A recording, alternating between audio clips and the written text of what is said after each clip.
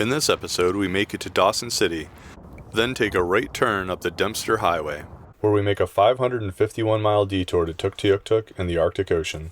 Dawson City is an old mining town that sits along the banks of the Yukon River. We checked into Gold Rush Campground right downtown, which would be our jumping off point for Tuktoyaktuk and gave us close proximity to explore Dawson City. So driving the Klondike Highway up into Dawson City, it's a little rough. TV got knocked down even though we secured it with a little tie wrap. Knives off, and that got sheared off, I think. We'll have to see. We're off to celebrate, aren't we? We just pulled into Dawson City.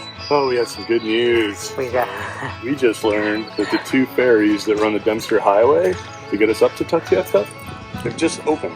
Which means Headed there probably tomorrow afternoon. so for right now, we're just gonna walk downtown, get some grub, celebrate, and then start feverishly planning, because we're not taking the rig, just taking the rooftop tent. Along Front Street lies the SS Kino National Historic Site. What a pretty post office. We called it an early night so that Stormy could get a play date in the morning before we headed out on the road. So the freezer is full, bags are packed, and this is where Pickle's going to stay for the week, while we head up to the Arctic. Hoping for a little smoother ride. Tearing down the tires a bit. It's gonna be a bumpy one. There it is. Heading up the Dempster Highway. There it is. Here we go. The Dempster Highway consists of 459 miles of gravel road. Once you leave the bridge, you don't see pavement again until you reach Inuvik. After 43 miles, we made our first stop. This is the Tombstone Interpretive Center. Look at this landscape. And it is chilly here right now. It's a little over 50. The center showcases the park's natural and cultural history through interpretive displays. When we visited, they also had grizzly and black bear pelts on display. After stretching our legs, we were back on the road. The road's a little rougher in this section, huh? It's bumpy, eh? At times, the road got a bit smoother, and then later it would wash out again.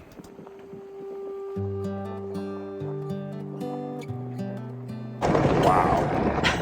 So that was really washed out. Yeah, this whole section, we saw pictures online last week of a complete washout of the road. They did a really good job putting it back together quickly, but it was that was a rough section. You can get it done well, or you can get it done fast. Pick one. Pink snow. High dissolved concentrations of metals, mostly iron, lead to this orange-red staining along Red Creek.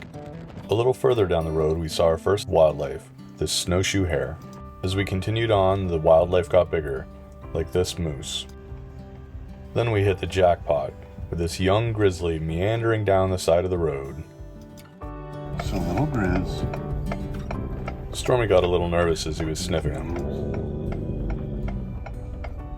Then he just sauntered off, unfazed by our visit. Look at that swagger. Did you just eat it as a turnout? Well, also an airport. I'm having my dinner. Jason's about to have his. Just made it on the bed of the truck. This is how you do the dump stuff. And just pull off, make some dinner, and then we'll load everything back up. Scanning the perimeter for bears. So far, we're so good. How's that peanut butter and jelly?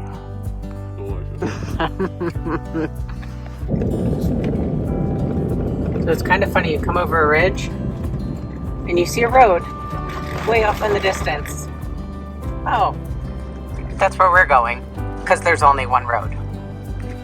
We made it to the Arctic Circle! Woo-hoo-hoo! So it looks like at 10 o'clock at night from the Arctic Circle. So we thought it was just dusky, like a permanent dusk. It's 10:12. We lied. We found the sun. It's still pretty high up in the sky. Clouds, yeah. It's crazy. 10:15. I gotta put the visors down to drive. They're kind of cracking up. Getting ready to pull into the campground, and I was putting some stuff away, and I'm noticing a headlamp. Gotta get the headlamp out. It's gonna get dark. Just in case I need it in the middle of the night. There is no night here. We checked in at Rock River Campground and went to bed with the midnight sun. Are you having your morning on Rock River? Trying not to get carried away by the mosquitoes? After a quick breakfast, we were back on the Dempster. Morning in the Arctic. Looks a lot like nighttime in the Arctic. Until you find a patch of snow to play in. Oh my goodness! We made it to the Northwest Territories! We spent the rest of the morning driving through varied terrain in the Northwest Territories.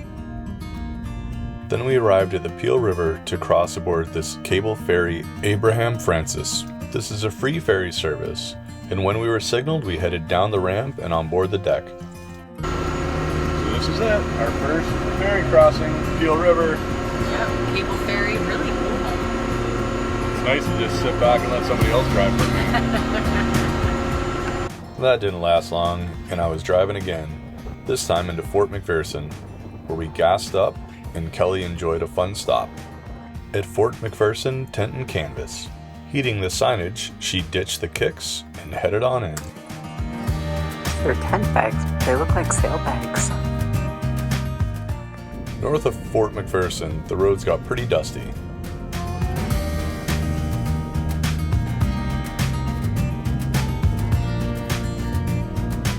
This is a good road. It's less dusty.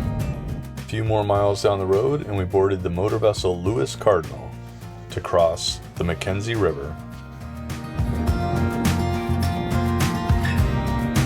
Paved road starting in Inuvik. After 729 kilometers of bumpy gravel, unpaved road. We have reached the Mecca. We're happy to be back on pavement. Outside the visitor center was another airplane weather vane.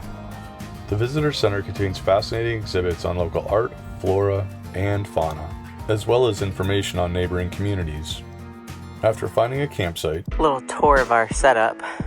Depending on your generation, it could be episode of MTV Cribs or HTV Home Tour. We've got our bedroom up in the back.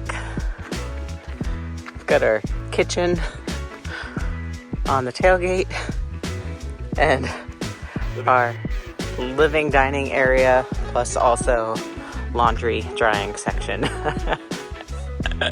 And this is our setup in Inuvik. next morning it was finally time to head up the Inuvik Tuktoyaktuk Highway for our final push to the Arctic Ocean. Trying this, a little different. We were now well into the Arctic tundra, where most things were still frozen. The only wildlife we saw at this point were birds like this ptarmigan, but we did see a lot of snow machines left by the locals near popular hunting and fishing grounds, where they'll remain until the snow flies again. Although the hiking trail was closed, we were able to enjoy the pingos from afar. These ice-cored hills are a unique part of the Arctic tundra. Although north of the tree line, some of Tuktoyaktuk's shores are strewn with tangles of driftwood. It's cold, but we made it up here. We are in Tuktoyaktuk. There it is. Finally, it's official. After talking about it for years, we're here. Yay. Next stop, the End of Arctic. the world. Tuktoyaktuk is a small hamlet of 937 people. Prior to the opening of the Inuvik Tuktoyaktuk Highway in 2017, the only way to see Tuktoyaktuk was by an ice road during the winter months. This new highway allowed us to reach the Arctic Ocean on June 8th.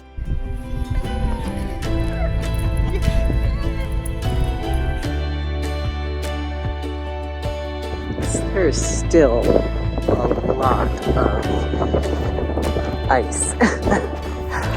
A whole lot of ice. The seaside metropolis of Tuktoyaktuk. I don't know if they're part of overlanding with dogs, but we now have friends in the Arctic. And we did some shopping. I've never seen DeWalt socks before, but I've never been so happy to be gifted socks in my life. I forgot my socks. After shopping, we realized we were missing something. I'd left the backpack on the tonneau cover when we were visiting the Arctic sign and pulled out. It was you in the Sprinter van from Texas that grabbed our bag and left it for us. Thank you. After that, it was time to grab some lunch at Grandma's kitchen, with a crackling fire in the background. Since Stormy was with us, we ate outside. Jason's setting up a romantic table for two on the Arctic Ocean. Beautiful burger and fries. And some poutine. With the most amazing view of the Arctic. After lunch, we took a dip.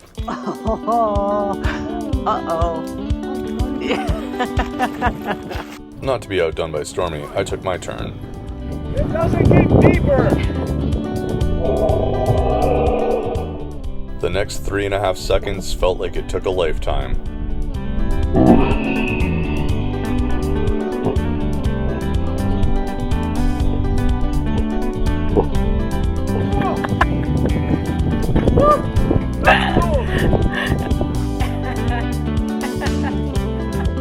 There you have it. The Arctic polar bear plunge. You're crazy. And I can't feel anything. There goes Kelly. Into the Arctic. How is it, Kel? Balmy, eh?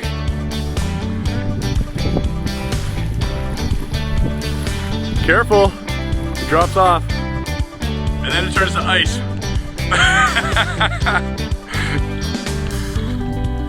Made it to the knees, woohoo! I got my diploma. I officially swam in the Arctic Ocean. In the icy cold waters of the Arctic Ocean at Tuktoyaktuk, Northwest Territories, and is now an honorable member of the exclusive Arctic Ocean Toe Dipping Adventures Club of the Western Arctic. That's you. I feel so accomplished. With that bucket list item checked off, we were headed south. 8 o'clock at night. How's your neck feeling? A little bit sunburned. Oh, yeah. Turning into a redneck. Oh, right there. right, yeah. A little sunburn. The next morning, leaving Inuvik, this is the weather we were greeted with. Not the best, but it's what we got, so we're going with it. On our way back across the Mackenzie River, we found that the ramp had washed out a bit, making departure a bit more tricky. The ramp proved to be just wide enough for truck tires. When you're traveling along the Dempster Highway, which has one road in, one road out, and multiple ferry crossings, sometimes the ferries don't run. And we're running. They were running. We got through the Mackenzie, but now we're at the Peel River crossing and the ferry is not running. So that basically means you sit and wait until the ferry runs again because there's no other way to get by. After an almost 2-hour wait, we were back on the road. Yukon Man in the Mountain. Dempster Dan! We did it. Did it. We completed the Dempster Highway. You can tell by the enthusiasm in our voices we're exhausted. It was 4 days. We covered, 1,100 miles in 4 days. Made it all the way to Tuktoyaktuk and swam in the Arctic and went to Inuvik. But we left Inuvik this morning, 15 hours ago. Yeah. We had a 2-hour delay at the ferry. They had to do some repair work. But after a 15-hour day, we are going to be sleeping in Pickle tonight. In our own bed. In our own bed. And we were Without so excited. mosquitoes. Yes. We did it! Yay! So this is what the truck looks like after 4 days up and back down. Can't even read the license plate anymore. But, yep. So you saw what the outside of the truck looked like. But this is the bed. And everything is covered in Dempster dust. We're going to be finding Dempster dust for years. That's it.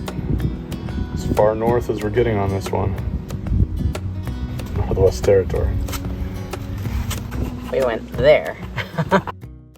Finally made it out on the trail. It's been a long time since we've done much hiking. Yeah. A lot of miles, but all of it was in the car with the truck. Back on foot, back on the trail, headed up Dome Mountain or Midnight Dome, right outside of Dawson City. Phobia, fear of being eaten. Old homestead of some sort. Got markers, and then back behind those trees is an old house and a tin-sided outhouse.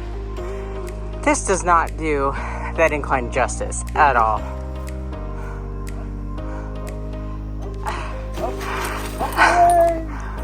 Final stretch. Pitter patter.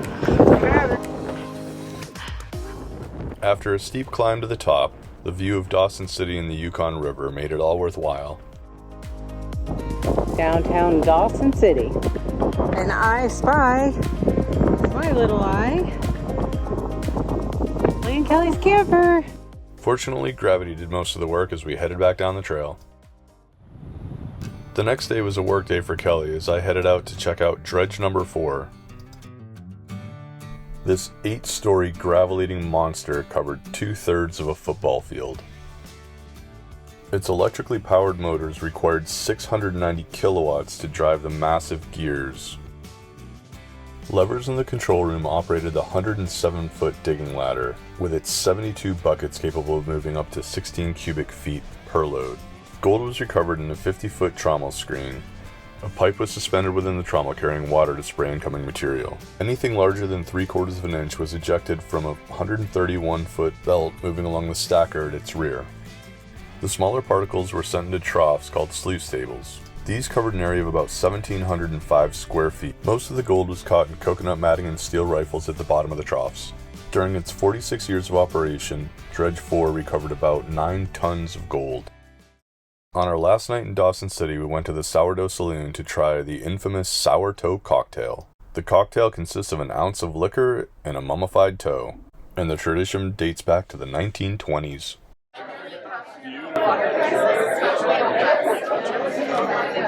Cheers! Not very picky. Touch the lips. All right, next up we have Kelly.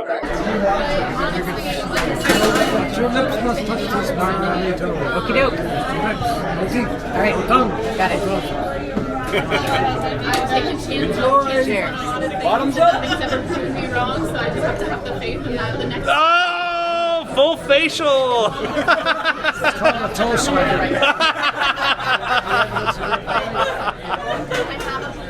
So we are both officially members of the Sourtoe Cocktail Club. Jason has his official number, and I have mine.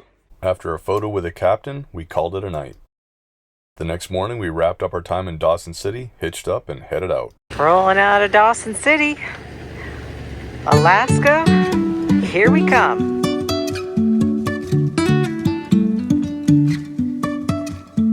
Life is a winding road, no telling where it goes.